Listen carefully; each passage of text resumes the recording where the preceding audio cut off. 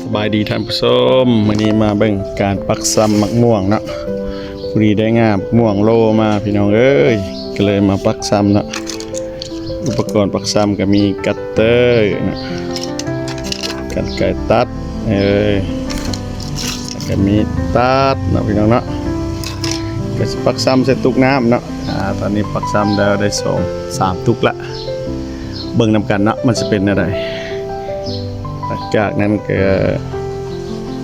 หลังจากปักซ้ำแล้วประมาณ15 วัน30 วันเบิ่งว่ามันสิแตกบ่เนาะพี่น้องเนาะไปลุ้นนำกันเด้อหลังจากได้ครบ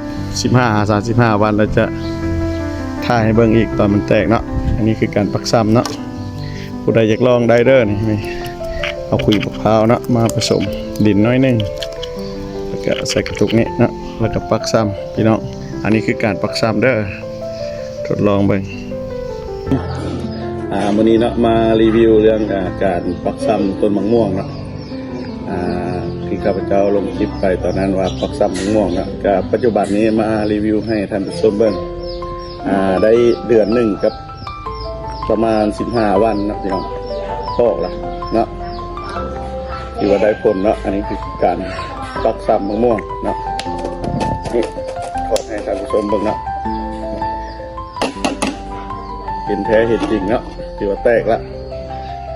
ถือว่าผู้ใดอยากทดลองเนาะง่ายๆพี่น้องเนาะเอาไปปลูกแล้วมันก็สามารถเป็นมากเลยเดี๋ยวข้าพเจ้ามันแตกแล้วข้าพเจ้าไปปลูกใส่ถังแล้วที่ให้เบิ่งว่ามันเป็นมากต้นเตี้ยบ่เนาะอันนี้คือพันธุ์ม่วงโลเนาะที่ข้าพเจ้าเอามาแต่ขอซีมาปักซ้ำก็เลยรีวิวให้ท่านผู้ชมเบิ่งเนาะแตกละซ้ำนี้เนาะพี่น้องเนาะใจละลายเอาไปทดลองเด้อเนาะถ้าผู้ใดมือใหม่ก็สามารถเซตมาถามได้เนาะทดลองการเกษตรพี่น้อง